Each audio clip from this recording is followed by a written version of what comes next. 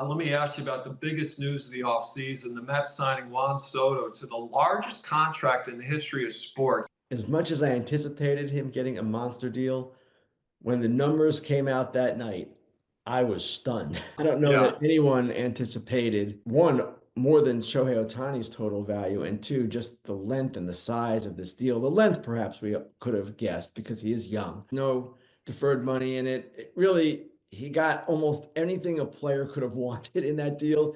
I had Yeah. someone joke to me afterward saying, what exactly did the Mets say no to?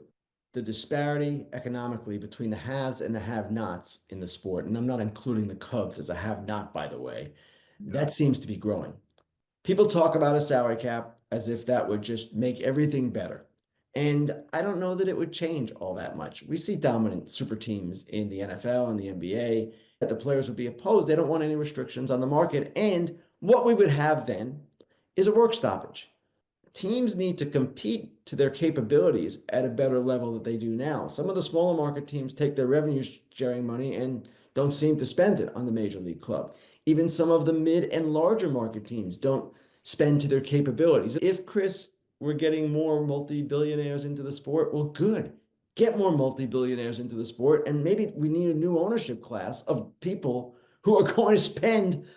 There is a competitive element to this sport that I don't know that is being exercised to the fullest by every franchise. Players Association and the owners, both find this alarming with the injuries and, the lack of star pitching. What are your thoughts on all this? I totally agree. It is alarming. And it's a trend in the game that has occurred for the reasons you said, the emphasis on velocity and stuff, breaking balls as sharp as possible, and it's gone too far.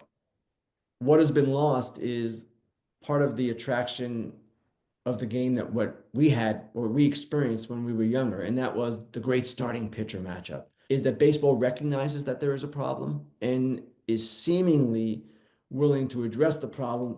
Does MLB have a strikeout problem? And if so, what's the best solution to address it?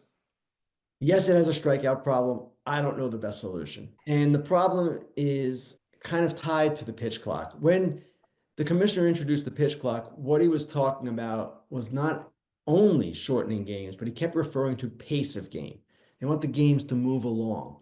And when balls are in play, there are more possibilities that can happen on the field. There are just more action moments. And that is what the sport needs to get back to.